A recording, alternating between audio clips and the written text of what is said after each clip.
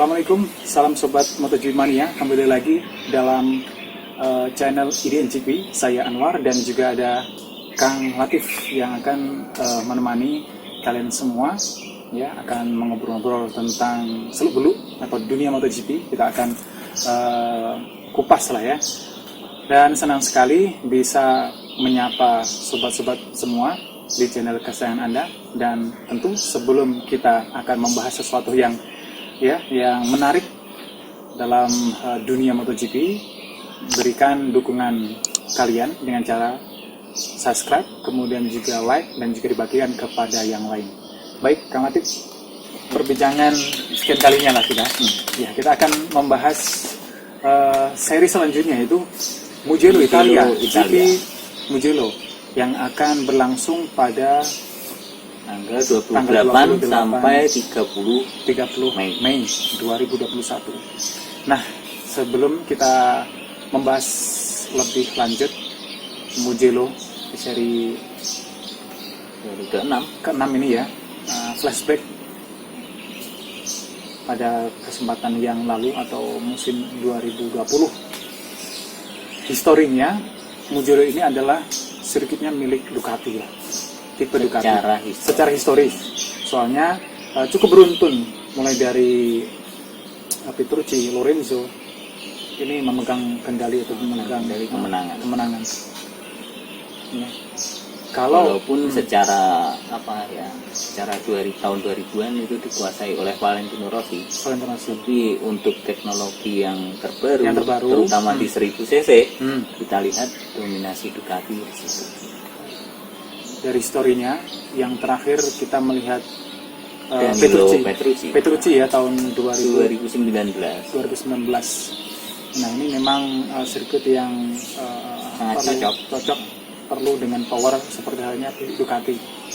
Ya, ini di 2021 Ducati kalau tidak unjuk gigi lagi sebagai tuan rumah loh ya. Iya. Yang notabene Ducati merupakan pabrikan asal Italia. Kemudian Ducati sendiri juga dibuat di situ. Mungkin istilahnya sirkuitnya di tetangganya pabrik Ducati. Ya. Dan banyak yang menyayangkan bahwasanya momentum race di tahun ini memang belum ada penonton. Banyak yang menyayangkan, biasanya itu luar biasa animo dari masyarakat tempatan Italia. COVID-19 ya, pandemi. Sehingga memang harus mewajibkan untuk tribun-tribun masih dikosongkan. Kita akan mengupas atau mengulik-ngulik terkait dengan mungkin yang bisa terjadi nanti. Kita tidak meramal tetapi memprediksi ya. Dengan memprediksi dengan bahan-bahan yang kita dapatkan dari histori-histori yang sudah berjalan di MotoGP Mugello ini. Karena yang namanya prediksi ya, semua orang kan berhak terlihat memprediksi. Ya. Oke, untuk home race-nya Ducati, otomatis yang diunggulkan kalinya adalah Ducati secara data gitu ya. Namun demikian power dari Honda, terus kemudian Yamaha, demikian juga motor-motor lain, ini tentu tinggal diam dengan histori atau capaian-capaian yang dicetak oleh Ducati. Kalau untuk Honda sendiri kan, kita sepertinya tidak bisa menempatkan dia di kandidat pemenang karena kondisi rider mungkin di situ. Paul Espargaro yang masih menyesuaikan atau masih adaptasi dengan RC1 3V, itu kita tidak bisa menempatkan Honda di paling atas. Ya. Kemudian juga Marc Marquez demikian, sama halnya pembalap satelit dari Honda Takaki Nakagami, kemudian juga Alex Marquez kayaknya juga sama. Iya, terus di situ pihak Honda sendiri mengatakan motor mereka untuk tahun 2021 ini kan belum mampu untuk mendapatkan setup terbaik atau untuk menggapai kemenangan. Itu diakui oleh HRC sendiri. Iya. Kemudian Marc Marquez sendiri juga mengatakan motornya masih belum siap untuk memenangkan satu seri pun ya. Iya. Satu seri pun. Iya. Ya, diakui sendiri dari tim pabrikan pun bahwasannya setup di tahun 2021 ini yang notabene adalah motor 2020 karena 2 tahun ini tidak boleh ada pengembangan. Karena ada engine freeze. Dibekukan gitu. Yang hanya dibolehkan mungkin selain sisi mesin ya, suspensi sama suspensi, sasis, masih elektronik, dan itu apa? Winglet. Itu masih diperbolehkan lah. Namun demikian kita lihat bahwasanya Honda ketika pawangnya pun kembali ke race kan juga kedodoran, masih kesulitan. Tetapi tipikalnya Marquez, Kang, ini tidak pernah istilahnya mengumbar dalam arti statement-statement yang menyalahkan motornya lah, kemudian menyalahkan timnya lah dan sebagainya, pilih diam. Ini karakter dari Marquez. Bagaimana kita tahu karakter seorang Marquez itu tidak pernah mengeluhkan tentang motornya kan? Sebelum si pihak direktur teknis atau pihak pabrikan sendiri mengakui kekurangan motornya sendiri. Ya, kalau kita lihat bahwasanya tidak semua rider itu mempunyai 2 kelebihan. Kelebihan yang pertama yaitu menaiki kendaraan tersebut motor, kemudian membangun sebuah motor. Ini suatu keterampilan yang tidak berbeda, kemudian tidak dimiliki semua rider. Ya. Kita sebut saja salah satunya adalah Dan Pedrosa yang dalam beberapa dekade inilah, 2 dekade lah ya. 2 dekade dia memegang penuh kendali pembangunan atau riset Tuan 3D dari Honda. Development ini dipercayakan oleh Pedrosa. Kita lihat ketika Pedrosa itu memegang kendali dalam area itu, meriset, mendevelop atau juga mengembangkan motor RCV, ini semua rider terlihat familiar, enjoy mengendarai motor yang saat ini banyak yang mengeluhkan ya, mulai kemarin startnya itu Jorge Lorenzo, terus kemudian Kraslow, Alex Marquez, pun demikian juga Nakagami. Ya, soalnya ini sangat-sangat berbeda. Soalnya ketika Pedrosa itu sudah out dari Honda, dan ternyata mesinnya sangat berbeda. Belum ada pengganti dari Pedrosa. Pun demikian hasil dari kuda besinya ini sangat berbeda. Ya, pokoknya kalau masih ada Pedrosa, ini Pedrosa kan bisa dikatakan rider yang sensitif, kemudian plus mempunyai kelebihan yaitu mungil sehingga menuntut motor tersebut meskipun besar mudah dikendarai. Bahkan direktur teknis Honda sendiri, terus yang terakhir mekanik KTM Kang itu mengatakan kenapa motor yang dinaiki Pedrosa itu bisa dinaiki oleh rider lain yang lebih tinggi posturnya atau lebih berat badannya. Alasannya cuma satu Kang, setting suspensi yang dimiliki oleh Dani Pedrosa yang memiliki berat hanya 58 kg, tinggi 156 cm. Itu menuntut mekanik membuat tenaga dan pikiran untuk membuat suspensi yang seenak mungkin, senyaman mungkin, karena bebannya sangat ringan. Seorang Dani Pedrosa 56 kg. Ini pembahasan ini mungkin juga jarang sekali diungkap di media-media atau juga podcast-podcast lain. Namun mekanik sendiri mengakui hal itu. Dan belum ada gantinya. Itulah keunikan dari sebuah balapan, yaitu salah satu rider legenda lah ya, yaitu Dan Pedrosa. Nah, selanjutnya kita akan membahas Yamaha di Mugello ini. Kayaknya Yamaha katanya engine freeze kan, dibekukan. Powernya kayaknya nambah. Kayaknya dia justru terlihat di trek lurus malah kencang. Ini ada apa? Ini hal yang unik. Mungkin Kang Latif mempunyai data-data yang mengakibatkan si Yamaha ini cukup kompetitif ketika di trek lurus. Ya, untuk kalau kita lihat wingletnya sama seperti 2020. Kalau saya amati, kalau saya sensitif, saya itu kedatangan Kraslow menurut saya. Karena Kraslow itu orangnya lebih bongsor ya daripada Fabio Quartararo. Mungkin ada sisi-sisi keseimbangan sasis yang diperbaiki mereka, seperti swing arm baru, seperti itu, terus setting elektronik yang baru karena kedatangan Kraslow. Ini bisa saja terjadi karena Praslo adalah karakter orang yang baru saja beberapa tahun menaiki V4 ya. dari RC1 Review itu sendiri. Ya. Test ridernya dari alumni V4. Alumni V4. Kemudian ke inline, ya memang harus demikian untuk menguras tenaga atau juga pikiran agar meskipun inline ini mendekati karakter dari V4 sendiri ya. Didukung dengan sasis yang Yamaha mengklaim bahwasanya mereka memiliki sasis terbaik grip MotoGP.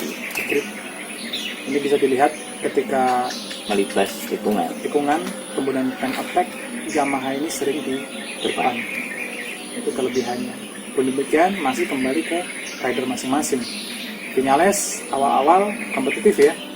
Terus kemudian di seri-seri Eropa ini agak kendor, mempunyai beberapa masalah. Ini susahnya ketika rider itu sudah agak lama di MotoGP. Maksudnya bukan rookie, karena data yang didapatkan itu banyak sehingga menimbang-menimbangnya itu lama juga.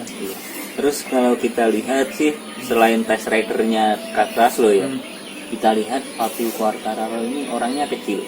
Meskipun kecil, agak tinggi, tapi dari segi tubuh mungil juga. Ini berpengaruh untuk Yamaha M1 ini top speed ataupun cornering speed. Ya, untuk keluar dari tikungan atau ketika di tengah-tengah tikungan cepat untuk lebih cepat. Ya. Dan tentu ini memang PR dari masing-masing tim ya, meskipun engine freeze, tapi bagaimana cara mendapatkan target-target yang mereka inginkan ya, seperti halnya merubah sasis, kemudian setting elektronik dan sebagainya lah. Ya, yang tentu untuk Vinales ini kabar menariknya, kabar gembiranya lah ya bagi Vinales.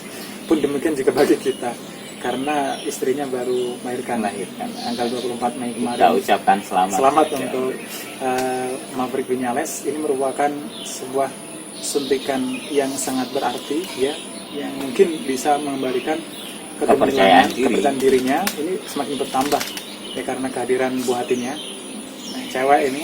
Selamat. Mungkin nanti juga akan memperlihatkan sesuatu yang berbeda dengan senyum yang tentunya menjadi ayah ini ya, yang baru saja menjadi ayah. Dari Yamaha seperti itu. Dari Suzuki, Alex Rins kemarin berturut-turut mendapatkan crash dan juga 0 poin gitu kan. Iya. Yang mengakibatkan ini sebenarnya sangat disayangkan. Sangat disayangkan kalau saya melihat Alex Rins ini potensinya sangat besar untuk mendapatkan poin lebih. Demikian yang istilahnya yang marah atau geram itu Joan Mir yang kemarin itu mengeluarkan statement bahwasanya salah satu yang diunggah media itu belum terlalu berpengalaman di flag to flag. Bahkan kemarin itu motornya ditinggal terus masuk ke pedok mengambil motor, kan nggak boleh. Itu tidak boleh. Soalnya motornya belum masuk melanggar aturan. Ya. Demikian yang kita lihat Rins yang baru masuk lintasan setelah flag to flag ganti motornya, tikungan beberapa tikungan begitu langsung crash lagi. Terus mengungkapkan kekesalannya. Memang uniknya Suzuki itu inline 4-nya di track basah kesulitan beberapa tahun terakhir. Berbeda lagi dengan V4 mereka lewat Chris Vermeulen 2007. Ya, memenang kompetitif di situ. Race hujan. Ya. Ini karakter dari V4 ya terlihat lah lebih kokoh ketika hujan. Tetapi juga ada sisi kelemahannya ketika panasnya di over. Nampaknya V4 juga akan kesulitan dengan inline. Apalagi karakter si Suzuki ini untuk di tikungan, masuk di tikungan ini juga belum ada yang mengalahkan. Nah, kelebihan itu tidak bisa dimanfaatkan di hujan. Ya. Karena jika entry corner terlalu kencang, akan crash. Ya. Seperti yang dialami oleh Alex Rins ataupun John Mir kemarin, yang sebagai catatan bahwasanya race hujan ini kayaknya juga akan kontradiktif dengan planning atau juga strategi yang pertama. Misalnya itu strategi ketika kering seperti ini tetapi hujan, nah ini buyarlah konsentrasi semua rider. Dan dengan kejadian di Lemang kemarin, rider Suzuki kedua-duanya ini akan bertekad untuk lebih kompetitif di Mugello nanti. Ya, kita semoga saja mereka lebih menemukan setting yang lebih yang baik. terbaik lah. Nah, kalau di Mugello cuaca biasanya kondusif lah ya. Biasanya lebih kondusif daripada Lemang Di Lemang. Perancis. Padahal dekat loh ya. Sama-sama Eropa. Kenapa ya? Tapi nggak sama untuk sirkulasi cuacanya. Kemudian Aprilia, kalau kita lihat keunikan Aprilia ini di tahun 2021 setelah mendapatkan banyak kritik dari pembalap Moto2 ataupun MotoGP, dia terlihat lebih berkembang. Iya. Beberapa seri terakhir ini Alex kompetitif Ya, di Alex 10 besar ya. 10 besar. Pertama finish nomor 7, Ya. nomor 6. Iya, itu Bagus. itu untuk Aprilia. Dan yang perlu digarisbawahi konsistensinya. Ya, betul. Konsistensi ketika free practice selalu di kualifikasi 2 ya. 10 besar. 10 besar. Kualifikasi 2 untuk Alex Spargaro. Dan kehadiran Dovi 04 itu juga sudah tes 2 kali. 2 kali. Ceres dan Mugello. Dan dirumorkan juga kan Akan tes di Misano. misalnya. Dan meskipun dikabarkan rumor-rumornya itu si Dovi itu mau wildcard, tetapi tidak mengiyakan. Tidak Ini motocross. Belum ada Konfirmasi lebih lanjut. Ditanya sambil senyum-senyum gitu, pilih motocross gitu ya. Kalau kita lihat dari desain air tag, ya, air ram intake-nya, moncong depan yang berlubang itu, aliran udara yang mengalir ke mesin itu, Aprilia membuat sedikit lonjong, kan? Iya. Bongsor lah ya. Banyak. Lebih banyak angin yang masuk. Oh iya, sirkulasi depan itu. Ya, terus kemudian model aerofiring juga diperbarui. Yang berbeda. Kelihatannya insinyurnya itu lebih bekerja keras 2021. Ya. Kita lihatlah perkembangan dari Aprilia bagaimana nanti. Ini memang masih suasana engine freeze, di mana masih dibekukan mesinnya. Terus Alex sendiri mengatakan motor mereka jauh lebih baik tahun ini. Itu berarti kepercayaan diri pembalap meningkat. Oke. Kita beralih ke satu lagi tim yang belum kita bahas, KTM. Untuk awal-awal seri tahun kemarin, KTM ini langsung menjuarai seri Brno ya. Menunjukkan tajinya yang cukup dominan juga ya, kompetitif di berbagai lintasan. Tetapi di musim 2021 ini kayaknya juga harus lebih giat lagi untuk bekerja keras untuk mendapatkan poin, kemudian juga menyedot ke depan.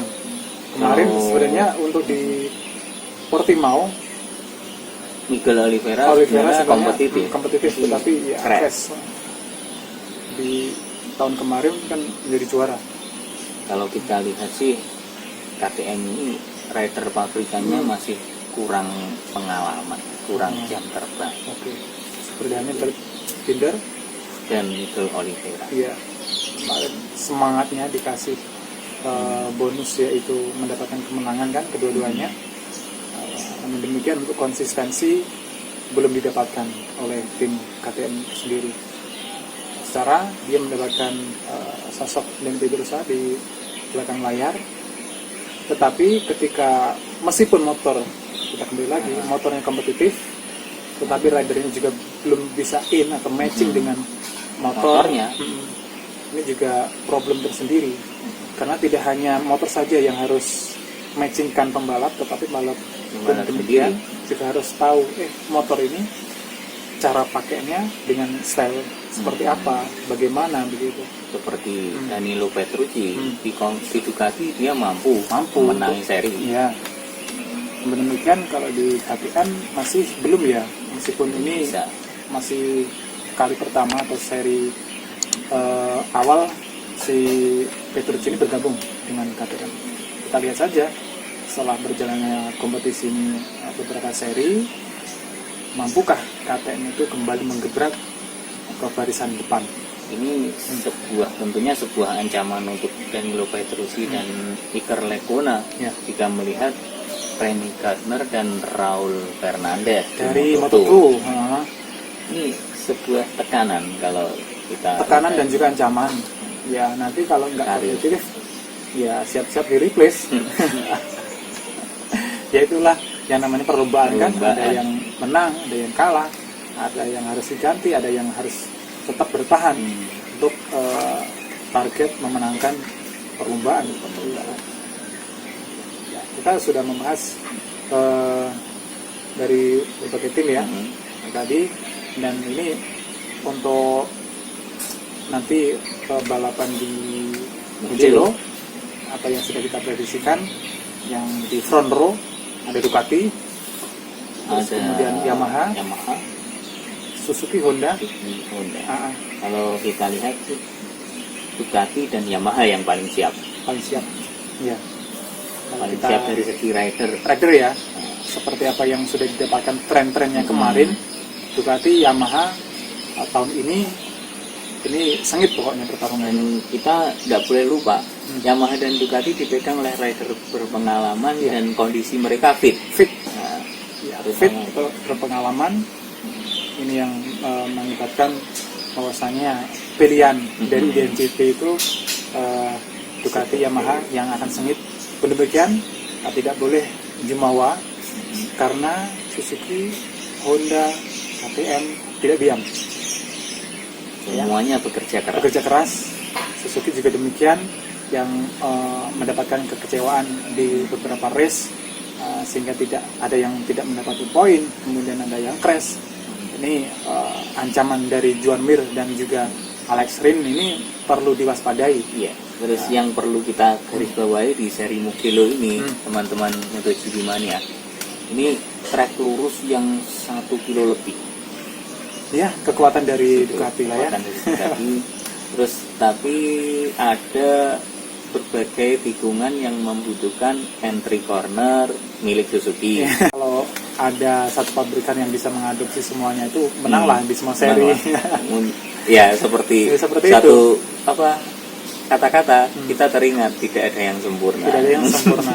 Namun mereka berlomba-lomba untuk lebih baik, mendapatkan kesempurnaan. Meskipun tidak ada, gitu kan? Ya semua tim mempunyai karakter sendiri, semua motor dan juga rider mempunyai karakter sendiri yang membuat perlombaan itu semakin seru. Nah, ya, dan mengundang banyak animo masyarakat yang ingin menikmati pertandingan, apalagi dengan dimenangkan itu berbeda-beda pemenangnya itu bisa. Baik, demikian perbincangan kita di episode ini, Sobat MotoGP Mania. Kita kembali lagi di episode mendatang. Jangan lupa dukungannya, subscribe, kemudian like, bagikan kepada yang lain, dan salam MotoGP Mania.